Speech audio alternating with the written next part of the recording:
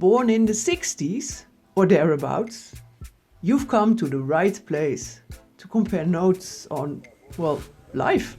This is Area 61 and I'm Ellen, born in, 1961. I'll be making YOUtorials about relationships, work, worries, fears, feelings, fun, how to manage in a world that's quite weird. This is about us, about you, for you.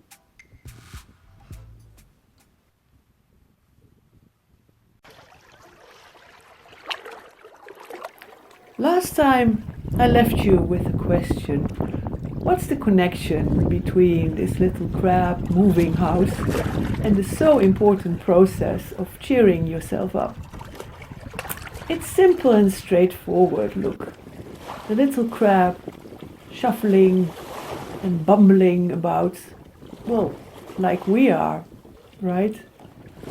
And it's scrambling, it's feeling its way, it's having setbacks,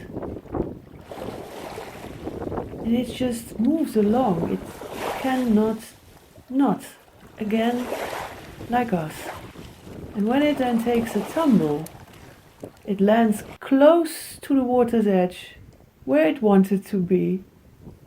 Okay, look, notice and observe beauty, location, view, color, shape.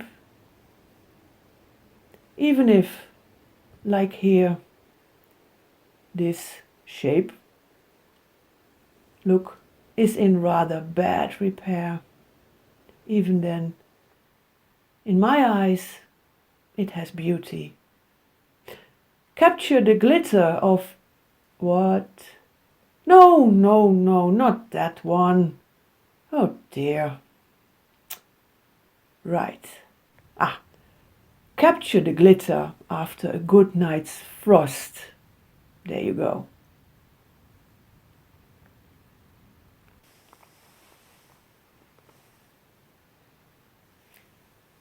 Or look down when there's freshly fallen snow, especially when it's fluffy like here, and really you can discern every individual crystal, snowflake. I find that beautiful, marvelous even, and it can result in images you capture. Look.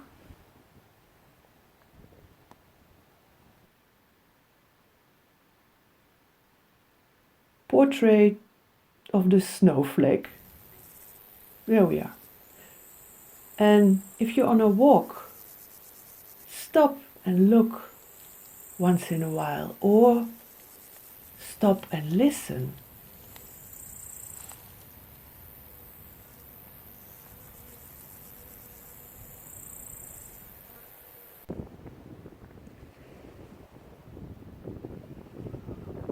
Or just plonk yourself down, just sit for a bit, sip a drink, why not? Just gaze at the view, listen to the sounds of nature. It's medicine for your soul, I swear. And look, after 3 days of unremittent rain, what a relief is this.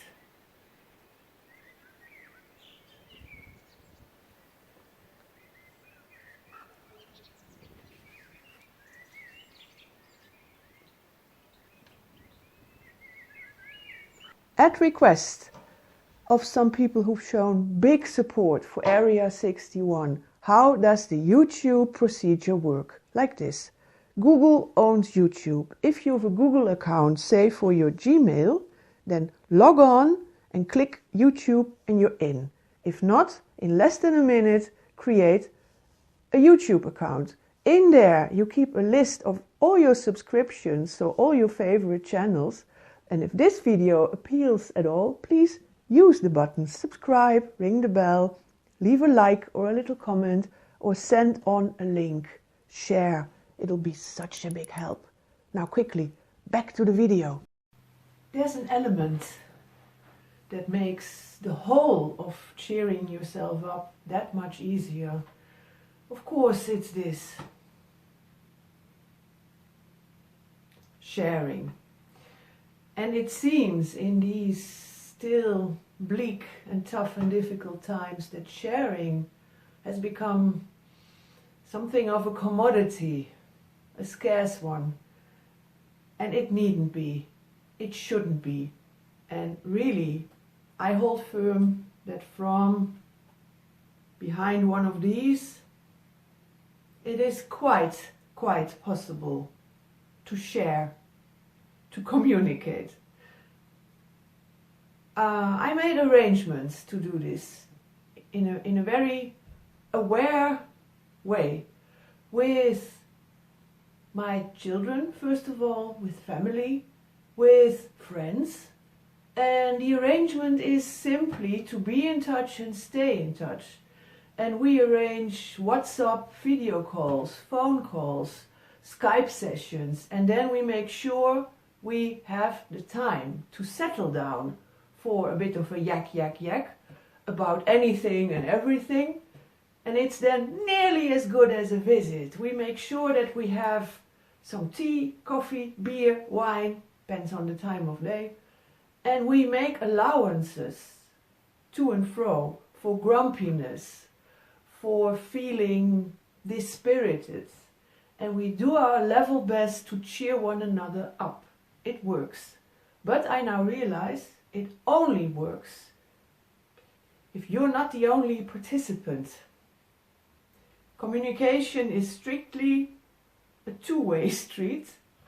And I'm one of the lucky people for whom it works. But it sounds so simple, but I highly recommend it. And if it weren't for sharing, yes, at safe distance, wearing one of those, walking our respective dogs, I wouldn't have learned about a serious problem of the nearly student daughter of one of my neighbors. She hopes to go to college this fall, and she now struggles with the final bit of secondary school.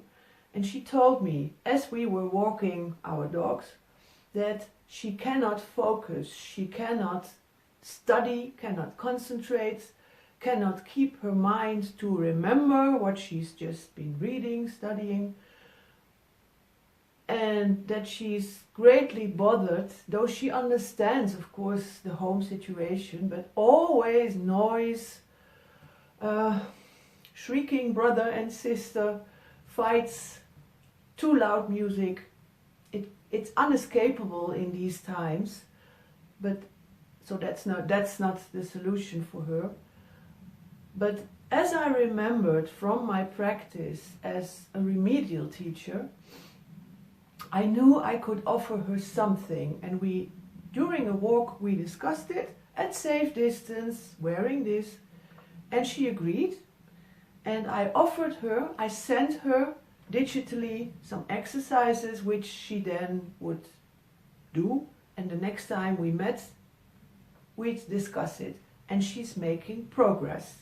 There are ways, you see, for re-engaging your inbuilt focus ability and to steer away from what my neighbor's daughter calls, here are images for it, she calls it this, it greatly resembles this, and together we called it the confetti syndrome, that your brain in little snippets goes every which way but the way you want it to focus, concentrate, study, learn, and remember it.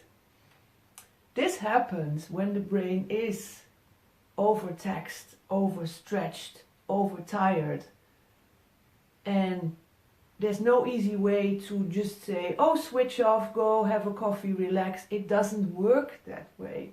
The little voice will keep bothering you, your own voice of course. Shouldn't you, and you're having a break, what about page 317 that you had difficulty with, what, huh? And that makes it worse. And there's a way out of the confetti situation. And these are the type of exercises I now bit by bit send my neighbor's daughter. And then we discuss her progress, because progress is in the making. And I'll share with you a few of those to start with this little sequence. Now, have a close look and have a think. And next time we shall continue. How can this little sequence help to declutter and deconfetti your brain? In other words, to focus. I leave you with that, and please, see you next time.